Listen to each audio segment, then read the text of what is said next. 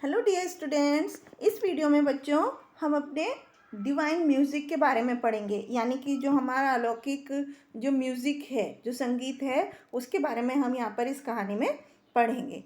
तो बच्चों, आपने भारतीय संगीत के बारे में बहुत सारी स्टोरी सुनी हैं, बहुत सारी बातें सुनी हैं जो कि हमारे भारतीय म्यूज़िक के बारे में बताती है, भारतीय संगीत के बारे में बताती हैं। तो म्यूज़िक की जो बहुत शुरुआत हुई और जो किस तरह से ये कला दूसरी कलाओं से अलग है, वो उसकी कहानी यहाँ पर बताई गई है कि ब्रह्मा जो हैं, जो सृष्टि के रचयिता हैं, जिन्होंने पूरी दुनिया बनाई है, ब्रह्मांड बनाया, तो उन्होंने एक बहुत ही सुंदर और इंचेंटिंग यानी मंत्र बार बार उच्चारण करने वाली चीज़ें बनाई हैं। उन्होंने ही बहुत सारे पर्वतीय श्रृंखला बनाई हैं, ये जो झरने होते हैं, बड़े बड़े जंगल, पेड़ और बहुत सारे जो चतुर हिरन होते हैं, रंग बिरंगे मोर हैं और बहुत ही जो अच्छे अच्छे फ्लावर्स हैं, वो सब उन्होंने ही बनाए हैं, ब्रह्मा ने बनाए हैं।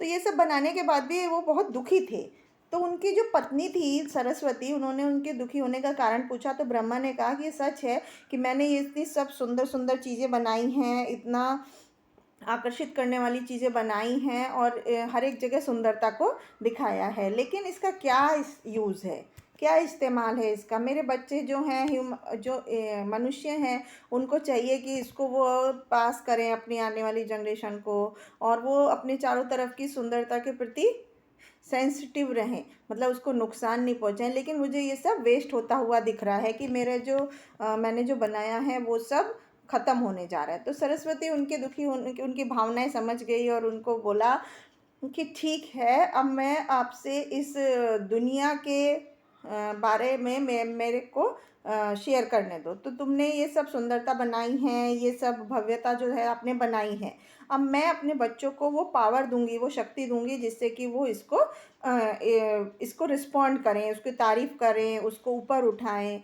तो इस तरह से उन्होंने म्यूजिक बनाया और दूसरी बहुत सारी कला बनाई जो कि इस जादुई जो भव्यता है और जो बहुत ज़्यादा चार्म है, एक बहुत ही अच्छी क्वालिटी, बहुत ही सुप्रीम क्वालिटी का जो आकर्षण है इन सब सुंदरताओं में जो ब्रह्मा ने बनाई है, उनकी जो सृष्टि के रचयिता हैं, उनमें ये सब आ सके। तो बहुत ही महान व्यक्ति ने हमें म्यूज़िक दिया है और दूसरी कलाएं दी हैं कि आदमी को समझ में आ जाएगा कि कुछ भी जो होता है ये मतलब बहुत ही अलौकिक है।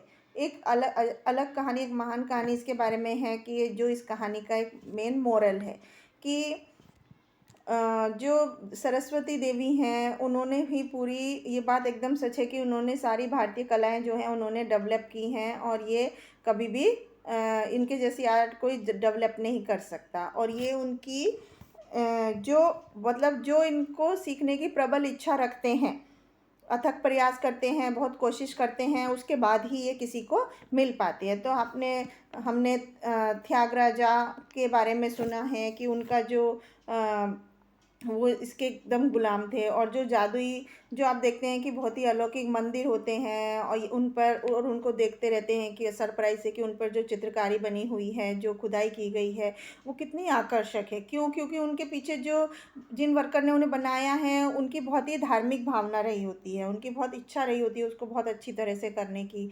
और वो जो आर्टिस्ट उसको बनाते हैं, वो अपने पूरे समर्पण के साथ उसको बनाते हैं। तो इस तरह से तानसेन की कहानी आपने सुनी होगी कि एक बहुत बड़ा अकबर के दरबार में रहता था। तानसेन बहुत फेमस संगीतकार था, जिसने बहुत ही अच्छे अच्छे गाने गाए। तानसेन एक महान म्यूजिशियन था। अकबर को गान म्यूजिक का बहुत शौक था, तो तानसेन उसमें बहुत अच्छा था। और वो बहुत ही उससे एक बार अकबर ने उससे बहुत ही जागरूकता से पूछा कि उसकी जो इतनी अच्छी आवाज़ म्यूज़िक की निकलती है, उसका क्या कारण है। तो उसने कहा कि ये और कोई नहीं है, वो अपने इस के लिए भगवान, उनका जो गुरु थे, उनको बोलता है कि उन्होंने ही मुझे इसके बारे में सिखाया है, मैं तो सिर्फ अपने गुरु का शिष्य हूँ, उनका नाम है स्वामी हरिदास। तो वो तो अकबर को विश्वास नहीं हुआ, बोले कि तुमसे भी अच्छा कोई म्यूजिक बजा सकता है, तो मुझे मतलब उनसे मिलना है कि वो तुमसे अच्छा कौन बजा सकता है, कि तुम्हारे मास्टर जो जिन्होंने तुम्हें इतना एक्सपर्ट बनाया। तो वो कहता है कि मेरे मास्टर, तानसेन बोला कि मैं तो सिर्फ उनका एक छोटा सा शिष्य हूँ। अकबर बहुत ही ज़्यादा उससे प्रभावित हुए और बोले कि ठीक है, मैं हरिदास को सुनना चाहता हूँ, तुम्हारे गुरु को सुनना चाहता हूँ। और इस तरह से वो हरिदास के दरबार में चले गए और तानसेन भी हिमालय पर चले गए, जहाँ वो आश्रम में डेरा जमाए हुए रहते थे उनके स्वामी। तो तानसेन ने अकबर को चेतावनी दी थी कि स्वामी जो है वो सिर्फ अपनी मर्जी से ही गाते हैं, बहुत सारे दिनों तक वहाँ पर आश्रम में रहते हैं, लेकिन वो लोग रहे, लेकिन उनके स्वामी ने नहीं गाया। तब तानसेन ने एक दिन सोचा कि वो गाते हैं और स्वामी और जानबूझ करके गलत नोट बनाया, गलत गाना गाया। तो उसके प्रभाव से वो जो सन्यासी थे उन्होंने उसके सौंदर्य, जो प्रकृति के सौंदर्य के बारे में उन्होंने एक गलत मैसेज, मतलब उनके जो मास्टर थे वो समझ गए कि उन्होंने इतना गलत कैसे गाया। उन्होंने तानसेन को डांटा और बोला कि तुम्हें क्या हुआ है, तुम मेरे शिष्य हो, तुम इतना गलत कैसे गा सकते हो, तुमसे इतनी बड़ी भूल कैसे हो गई।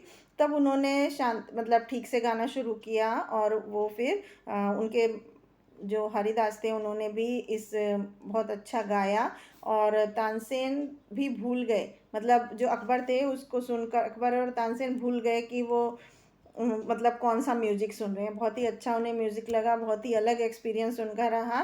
तब जब म्यूज़िक रुका तो अकबर ने तानसेन की तरफ देखा और बोला कि तुमने इन संत से म्यूज़िक सीखा है और तुम मतलब जीना भूल गए, मतलब तुम्हारे उनको इतना ज़्यादा अच्छा लगा उनका म्यूज़िक कि उनकी आत्मा तक हिल गई। कि बोला कि ठीक, ये बात सच है कि मेरा जो म्यूज़िक है वो एकदम लकड़ी है, बेजान है, बिना हारमोनी, और मेरी मालिक की संगीत के विद्या के आगे मेरा ज्ञान बेकार है।